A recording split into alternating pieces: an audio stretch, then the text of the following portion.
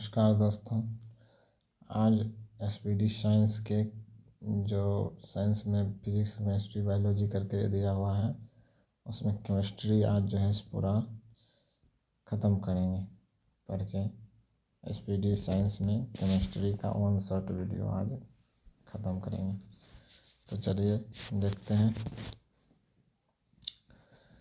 कहता है विज्ञान की वह शाखा जिसके अंतर्गत पदार्थ के गुण, संगठन, संरचना एवं उसमें होने वाले परिवर्तन का अध्ययन किया जाता है क्या कहलाता है? तो रासायनिक विज्ञान कहलाता है। क्या कहलाता है? तो रासायनिक विज्ञान कहलाता है। उसके बाद कहता है रासायनिक शब्द की उत्पत्ति किससे हुई? तो कीमिया से हुई है। रासायनिक शब्द की उत्पत्ति कहाँ से हुई है? तो कीमिया से हुई है। कीमिया का अर्थ क्या होता है? तो कीमिया का अर्थ होता है काला रंग। कीमिया का अर्थ क्या होता है? कीमिया का अर्थ होता है काला रंग। आधुनिक रसायन शास्त्र का जनक किसको कहते हैं? आधुनिक रसायन शास्त्र का जनक लेवोजियर को कहते हैं। किसको कहते हैं? आधुनिक रसायन शास्त्र का जनक लेवोजियर को कहते हैं। लेवोजियर का कहते हैं। चलिए उसके बाद देखिए कहता है फर्स्ट चैप्टर यानी पदार्थ एवं उनकी अवस्थाएं हैं पहला चैप्टर। तो पहला चैप्टर का क्वेश्चन देखते हैं। कहता है जो स्थान घेरता है एवं जिसमें अपना द्रव्यमान होता है क्या कहलाता है? तो पदार्थ कहलाता है। जो स्थान घेरता है जिसमें अपना द्रव्यमान होता है क्या कहलाता है? पदार्थ कहलाता है। उसके बाद कहता है पदार्थ की 3 अवस्थाएं थे कौन कौन? ठोस, द्रव और गैस। और उसके बाद जो है कहता है पदार्थ की चौथी अवस्था क्या है? तो चौथी अवस्था में प्लाज्मा आ जाएगा। और 5वीं अवस्था पूछेगा तो 5वीं अवस्था में बॉस आइंस्टीन आएगा। तो पृथ्वी पर ज्ञात सबसे कठोर पदार्थ तो हीरा है। सबसे कठोर पदार्थ हीरा है। उसके बाद जो दूसरा चैप्टर देखिए। दूसरा चैप्टर का तत्व यौगिक मिश्रण के बारे में। इसमें तत्व और यौगिक मिश्रण के बारे में देखेंगे। मतलब पदार्थ जिसे किसी भी विधि द्वारा विभाजित नहीं किया जा सकता है क्या कहलाता है? तो यह जो है तत्व कहलाता है। क्या कहलाता है? तत्व कहलाता है। तत्व के उदाहरण क्या है? तो कार्बन, सोना, हाइड्रोजन, ये सब। कार्बन, सोना, हाइड्रोजन ये सब। अब तक कुल ज्ञात तत्व कितना है? तो 118 है। अब तक कुल ज्ञात तत्व कितना है? 118 है। कहता है सबसे उच्च यानी कि सबसे उच्च गलनांक वाला कार्बन कौन सा है? सबसे उच्च गलनांक वाला तत्व कार्बन है। सबसे उच्च गलनांक वाला तत्व कौन सा है? कार्बन है। कृत्रिम रूप से निर्मित पहला तत्व कौन सा है? कृत्रिम रूप से निर्मित पहला तत्व प्लूटोनियम। क्या? प्लूटोनियम है। कृत्रिम रूप से निर्मित प्लूटोनियम। उसके बाद बताइएगा दो या दो से अधिक तत्वों को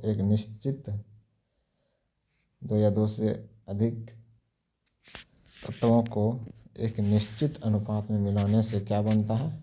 यौगिक बनता है। क्या बनता है? यौगिक। जल उदाहरण है किसका? तो यौगिक का। जल उदाहरण किसका? यौगिक का है। जल उदाहरण है यौगिक का। 2 या 2 से अधिक पदार्थों को किसी भी अनुपात में मिलाने से बनता है तो मिश्रण बनता है। क्या बनता है? तो मिश्रण बनता है। मिश्रण बनता है।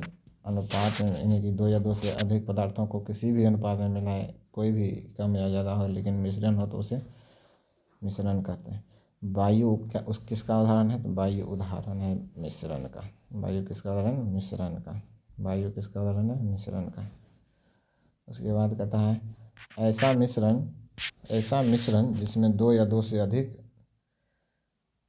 अवयव अवस्थित होते हैं किंतु उन्हें अलग अलग नहीं किया जा सकता है क्या कहलाता है? तो समांगी मिश्रण कहलाता है। क्या कहलाता है? समांगी मिश्रण कहलाता है। ऐसा मिश्रण जिसमें 2 या 2 से अधिक अवयव उपस्थित होते हैं तथा उन्हें अलग अलग देखा जा सकता है क्या कहलाता है? तो वह विषमांगी मिश्रण कहलाता है। वह क्या कहलाता है? तो विषमांगी मिश्रण कहलाता है।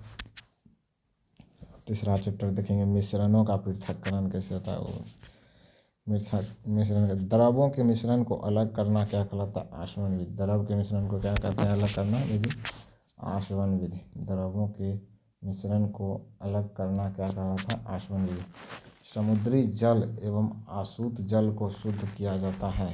समुद्री जल एवं आसुत जल को क्या कहा जाता है? कैसे अलग किया जाता है? आसवन विधि द्वारा। किस विधि द्वारा? आसवन विधि द्वारा। उसके बाद कहता है अल्कोहल जल के मिश्रण से जल को अलग किया जाता है। किस विधि द्वारा? तो आसवन विधि द्वारा। किस विधि द्वारा? आसवन विधि द्वारा। उसके बाद कहता है किसी ठोस पदार्थ का बिना द्रव में बदले सीधे वाष्प में परिवर्तन कहलाता है क्या? ऊर्ध्वपातर। क्या कहलाता है? ऊर्ध्वपातर कहलाता है। ठीक है। उसके बाद बताइएगा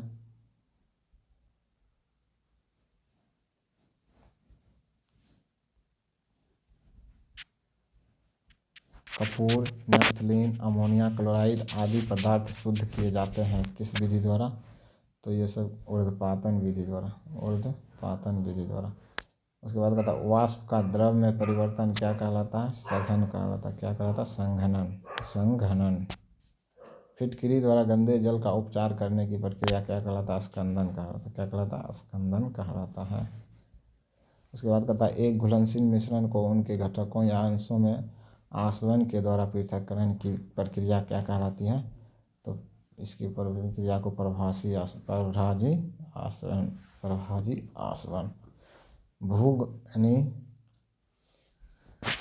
भूगर्भ से निकाले गए खनिज तेल से शुद्ध पेट्रोल, डीजल, मिट्टी का तेल इत्यादि पृथक किए जाते हैं तो क्या कहलाता है? प्रभाजी आसवन कहलाता है। क्या कहलाता है? प्रभाजी आसवन कहलाता है। अब चौथा चैप्टर देखेंगे। चौथा चैप्टर है परमाणु एवं अणु। परमाणु एवं अणु। तो परमाणु एवं अणु देखने में पहला क्वेश्चन पदार्थ की सबसे छोटी इकाई। पदार्थ की सबसे छोटी इकाई है कौन सी है? पदार्थ की सबसे छोटी इकाई को क्या कहते हैं? परमाणु कहते हैं। डाल्टन के अनुसार पदार्थ अत्यंत छोटे छोटे अविभाज्य कणों से मिलकर बना होता है जिन्हें परमाणु कहते हैं। जिन्हें परमाणु कहते हैं। कहता है पदार्थ अत्यंत छोटे छोटे अविभाज्य कणों से मिलकर बना होता है जिसे परमाणु कहते हैं। जिसे परमाणु कहते हैं। उसके बाद कहता है परमाणु सिद्धांत को किसने प्रतिपादित किया था? तो जॉन डाल्टन ने 1803 में किया था। जॉन डाल्टन ने 1803 में किया था। परमाणु सिद्धांत को किसने प्रतिपादित किया? परमाणु सिद्धांत किसने दिया? जॉन डाल्टन ने। कब दिया था? 1803 में दिया था। यौगिक की सबसे छोटी इकाई को क्या कहते हैं? अणु कहते हैं। यौगिक की सबसे छोटी इकाई को क्या कहते हैं? अणु कहते हैं। कहता है परमाणु के नाभिक की खोज किसने किया? तो रदरफोर्ड ने किया। परमाणु के नाभिक की खोज किसने किया? तो रदरफोर्ड ने किया था। परमाणु की नाभिक की खोज किसने किया? रदरफोर्ड। नाभिक की त्रिज्या कहते हैं 10 मीटर। 10⁻15 मीटर होता है। नाभिक की त्रिज्या कितना? 10⁻15 मीटर। नाभिक की त्रिज्या 10⁻15 मीटर। उसके बाद परमाणु की त्रिज्या होती है 10⁻10 मीटर। 10⁻10 मीटर परमाणु की त्रिज्या। 10⁻10 मीटर परमाणु की त्रिज्या। 10⁻10 मीटर 10⁻−10 मीटर क्या होता है? परमाणु की त्रिज्या। और परमाणु मॉडल किसने दिया था? तो रदरफोर्ड ने दिया था। परमाणु मॉडल किसने दिया? रदरफोर्ड ने दिया था। किसने दिया था? रदरफोर्ड ने दिया था। चौथा चैप्टर भी खत्म हो गया। पाँचवा चैप्टर है परमाणु के मौलिक कण। कहता है परमाणु के 3 मौलिक कण होते हैं। परमाणु के 3 मौलिक कण हैं। इलेक्ट्रॉन। परमाणु के 3 मौलिक कण हैं। कौन कौन है? तो पहला इलेक्ट्रॉन, प्रोटॉन, न्यूट्रॉन। परमाणु के 3 मौलिक कण प्रोटॉन, इलेक्ट्रॉन, न्यूट्रॉन तीनों हैं। परमाणु के नाभिक में उपस्थित होता है प्रोटॉन और न्यूट्रॉन। परमाणु के जैसे परमाणु है ये और इसके नाभिक में तो प्रोटॉन प्लस न्यूट्रॉन रहता है। उसके बाद कहता है हीलियम के नाभिक में होता है कौन कौन? तो 2 प्रोटॉन 2 न्यूट्रॉन। यही जो है 2 हो जाएगा। 2 प्रोटॉन 2 न्यूट्रॉन होता है। उसके बाद कहता है प्रोटॉन एवं न्यूट्रॉन की कुल संख्या क्या है? प्रोटॉन एवं न्यूट्रॉन की कुल संख्या का योग कहलाता है तो द्रव्यमान संख्या कहलाता है। क्या कहलाता है? द्रव्यमान संख्या कहलाता है। कहता है एक तत्व के परमाणु में प्रोटॉन या इलेक्ट्रॉन की संख्या क्या कहलाती है? तो परमाणु संख्या कहलाती है। क्या कहलाती है? परमाणु संख्या कहलाते हैं। नाभिक में उपस्थित प्रोटॉन की संख्या बराबर होती है। नाभिक में उपस्थित प्रोटॉन की संख्या बराबर होती है। क्या होती है? तो परमाणु संख्या के बराबर होती है। किसके बराबर होती है? परमाणु संख्या के बराबर होती है। चलिए आगे देखते हैं।